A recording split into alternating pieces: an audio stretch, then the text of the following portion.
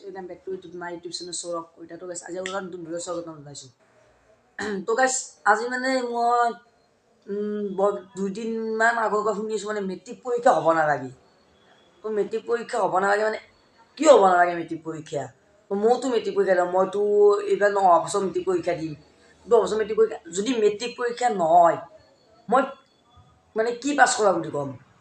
এনেতো 9 পাছ কৰা তাৰ 10 পাছ মেট্ৰিক পাছ কৰাৰ পিছত বুলি চবেতো first year second year PU pass কৰে, পিউ পাছ কৰা বুলি কয়, এতিয়া ফাৰ্ষ্ট মেট্ৰিক পাছ কৰা বুলি কয়। প্ৰথম মানে জীৱনৰ প্ৰথম পৰীক্ষা মেট্ৰিক পৰীক্ষা আগতে কৈছোঁ, কিন্তু এতিয়া হৈছোঁ নহয় আমি কি বুলি ক'ম?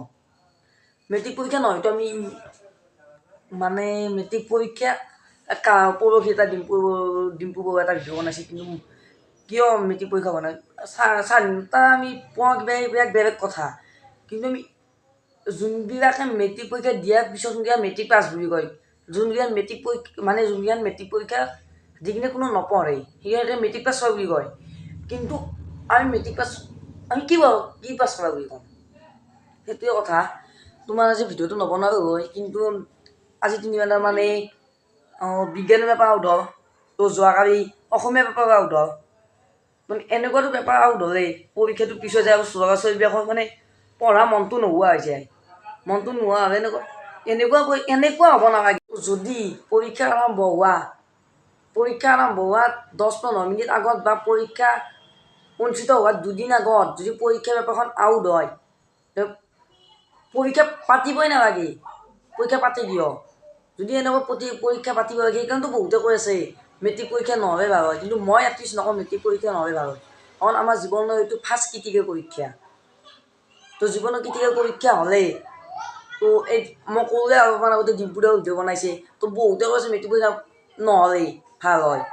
মেট্ৰিক পৰীক্ষা নহয় ভাল হ'ব, কিন্তু মেট্ৰিক পৰীক্ষা সমাজ বিজ্ঞানৰ পেপাৰখন কিন্তু 5,000 টকা লৈ কিনে ভাগেও কৰি দিছে, কিন্তু 5,000 টকা যদি পেপাৰখন হেৰি কৰিব পাৰে তেতিয়া 20,000 টকা দিলেতো মেট্ৰিক পৰীক্ষাটো পাছ কৰাই দিব। মইতো পাছ কৰাই নাই, কিন্তু মোৰোতো এটা মগজ আছে, মগজটোদি মই কাৰণ যি মই মেট্ৰিক পৰীক্ষা হ'বলৈকে ভাবোঁ, কিন্তু মেট্ৰিক পৰীক্ষা ভাবিলে তো নহ'ব। এই ককা আইতাহঁতৰ দিনৰ পৰা চলি অহা মেট্ৰিক পৰীক্ষা যদি হঠাতে বন্ধ হৈ যায় তো আমাৰ কি হ'ব? আমিতো যদি ভাবোঁতো প্ৰথম দ্বিতীয় মানৰ পৰা পঢ়ি থাকোঁতে আমাৰ চিন্তা নাই। যদি আমি 8 বা 9টো পাওঁ তো তেতিয়া চিন্তা আহি যায়, বোলো ভালকৈ পঢ়িব লাগিব, কাৰণ আগত আছে মেট্ৰিক পৰীক্ষা। তেতিয়াৰ পৰা আমাৰ পঢ়াটো 8-9ৰ পৰাহে ভালকৈ লাগে। তো যদি মেট্ৰিক পৰীক্ষা উঠাই দিয়ে তেতিয়া হয়তো আমাৰ 9-10টো দিয়ক 10তো কিন্তু পঢ়িব লাগে যে ইমান সেই হেৰি নহ'ব। তো আমাৰ আগতে কি আছিল মেট্ৰিক পৰীক্ষা এতিয়াওতো এই বছৰ আছে, কিন্তু অহা বছৰৰ পৰা নহয় বুলি শুনিছোঁ। কিন্তু যদি আৰু এতিয়া মেট্ৰিক পৰীক্ষা হয়তো 8 বৰ বেছি 8 বা 9 এই দুটাৰ পৰা আমি যি জানো যি ভালকৈ পঢ়িব লাগে। যদি মেট্ৰিক পৰীক্ষা নহয় তো পঢ়াটো অলপমান হেৰি হৈ যাব। তো সেইকাৰণে কওঁ মই মেট্ৰিক পৰীক্ষা হ'ব লাগে, কিন্তু বহুত মানুহতো মোৰ নিচিনা হেৰি নহয় না, বহুত মানুহ মেট্ৰিক পৰীক্ষা নহ'ব বুলিও ক'ব, কিন্তু মোৰ মতেদি মেট্ৰিক পৰীক্ষা হ'ব লাগে।